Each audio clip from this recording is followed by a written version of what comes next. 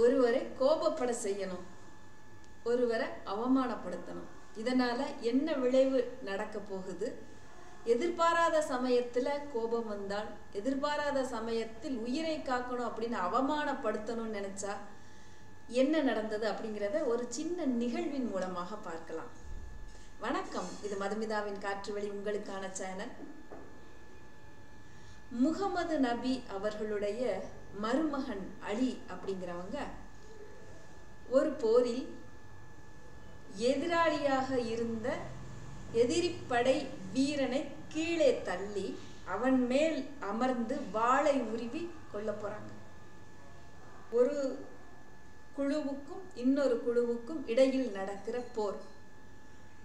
அப்போ அவனை கொல்றதுக்கு, அவனை வீழ்த்தி வாளை ஓங்கி அடிக்க போறப்போ, கொன்றுவிட போறப்போ, கீழே படுத்திருந்த அந்த இன்னொரு எதிரிப்படை வீரன் வந்து, நாம சாக போறோம், இந்த நேரத்துல ஏதாவது ஒண்ணு பண்ணிட முடியுமா? எதுவுமே என்னால பண்ண முடியல, செயலிழந்து அப்படியே கிடக்குறேன், நான் இப்ப என்ன பண்ணணும்னு சொல்லிட்டு காரி உமிழ்ந்து விடுறான் அலி மேல.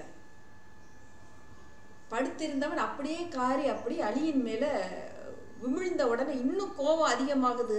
அலிக்கு கொல்றதுக்காக எடுத்துட்டு போனவர் அப்படியே நிறுத்திட்டு ஒரு புன்னகையோடு, நல்லா பார்த்துக்கோங்க, அது ஒரு கொலை புரியும் போர்க்களம். அதுல அவனை கொல்றதுக்கு போறப்போ கீழே கிடைக்கும் எதிரி முகத்தில் காரி உமிழ்கிறான். கோபம் எழுந்தவன கொல்றதை விட்டுட்டு எழுந்து புன்னகை புரிகிறார். இந்த நிகழ்வில் ரெண்டு அற்புதமான விஷயங்களை நாம பார்க்க போறோம். கீழே கிடந்தவன் எழுந்துட்டு, என்னது இது, முதல்லையே கொல்ல போனாரு, நம்ம எச்சில் வேற காரி உமிழ்ந்துட்டோம், அவமானம் வேற படுத்திட்டோம், கொல்லாம ஏன் இப்படி பண்றாரு அப்படின்னுட்டு அவர்கிட்ட ஏன்னு, அந்த அலி அவர்களிடமேனு இந்த எதிரி போர்ப்படை வீரன் கேட்கிறான். ஐயா, ஏன் என்னை கொல்லாம விட்டுட்டீங்க அப்படின்னு கேட்கிறான். அப்போ அலி சொல்றாரு, உனக்கும் எனக்கும் நேரடியான பகை எதுவுமே இல்லை, எந்த பகையும் இல்லை நம்ம ரெண்டு பேருக்கும். முக்கியமானது, இறைவனின் பெயரால் நாம் ரெண்டு பேரும் எதிரிகளாக ஆகி இறைவனின் பெயரால் போர் நடந்துட்டு இருக்கு. இந்த போர் நடக்கும் போது இறைவனுக்காக உன்னை கொல்றேன் அப்படிங்கிறது வேற. அந்த நினைவில் தான் நான் உன்னை கொல்ல வந்தேன். நீ எப்போ எனக்கு என் முகத்தில் காரி உமிழ்ந்தாயோ அப்போ எனக்கு கோபம் அதிகமாயிடுச்சு. அப்போ எனக்காக நான் உன்னை கொல்ல வந்தேன். உனக்கும் எனக்கும் தனிப்பட்ட முறையில் எந்த ஒரு விரோதமோ பகையோ எதுவுமே கிடையாது. என்னுடைய கோபத்துக்காக நான் உன்னை அந்த வாளை எடுத்து வெட்டி கொலை பண்ணேன்னா அது எனக்கு பாவம், அதனால நான் அதை செய்யலை அப்படின்னு அந்த கோபம் அதிகமான சூழலிலும் எதிரியோட கொலை நிகழ்த்த வேண்டும், மரணத்தை போர் புரிந்து மரணத்தை நிகழ்த்த வேண்டும் அப்படிங்கிற சூழல்லையும் அவமானத்துக்கு நடுவில் சிரிக்க முடிந்த அந்த மனது எவ்வளவு ஞானம் பெற்ற மனதாக இருக்கும். இது ஒரு அற்புதமான நிகழ்வுன்னா, அந்த எதிரிப்படை வீரன் விழுந்து கிடந்தவன் எழுந்து, நாம் அவமானப்படுத்திட்டோமே, சாகவின் அந்த இதை தொட்டுட்டு வந்தாச்சு. இப்ப கேள்வி கேட்டு இவர் இந்த பதில சொன்ன உடனே அவர் அப்படியேன்னு அவர் அலியின் வசம் போயிட்டாரு, அந்த எதிரிப்படை வீரர்.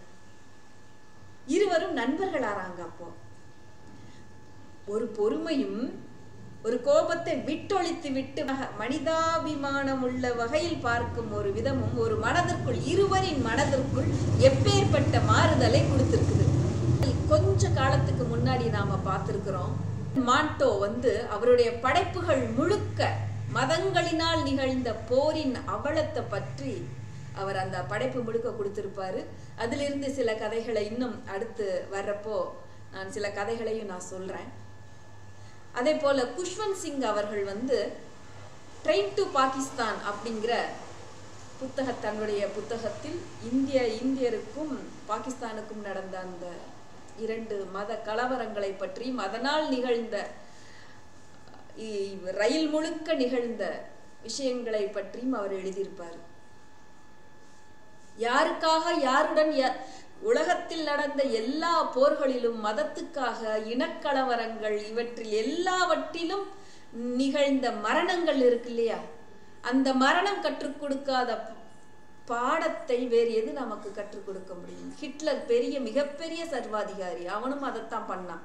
ஆனால் முடிவு அவனுக்கு தற்கொலையாகத்தான் முடிந்தது.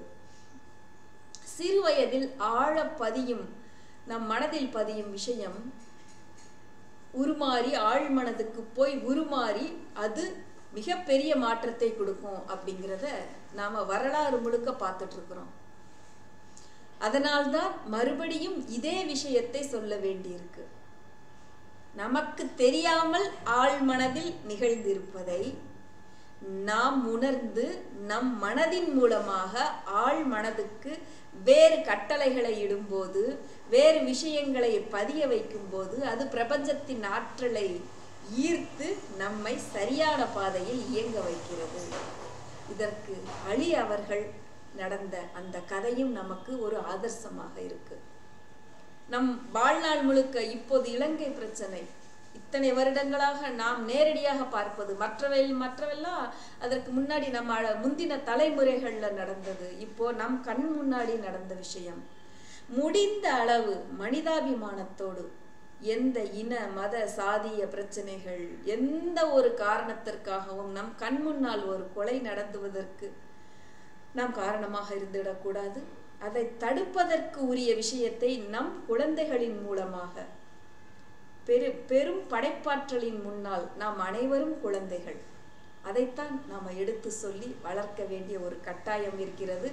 நாமும் அந்த மனோபாவத்தை எடுத்து வளர்த்து மனிதாபிமானத்துடன் மனித நேயத்துடன் நாம நடந்துக்கணும்.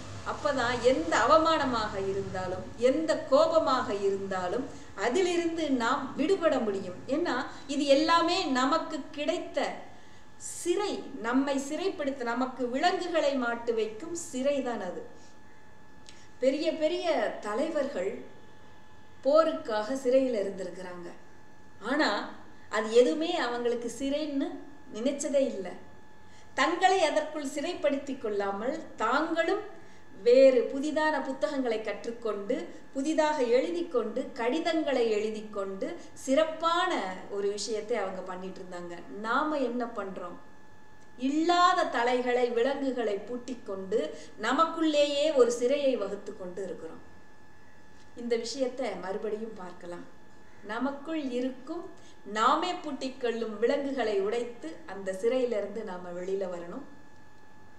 எல்லோரிடமும் மனிதாபிமானத்துடனும், இதை திருப்பி திருப்பி எங்களுக்கு தெரிஞ்சது தானே அதையே சொல்றோமே அப்படிங்கிறது இல்லாம, தினமும் எப்படி நாம் உடலுக்காக உணவு எடுத்துக்கொள்கிறோமோ அதை போல நம் மனதுக்காகவும் ஆன்மாவுக்காகவும் இதை தினமும் செய்வோம். நன்றி, வணக்கம்.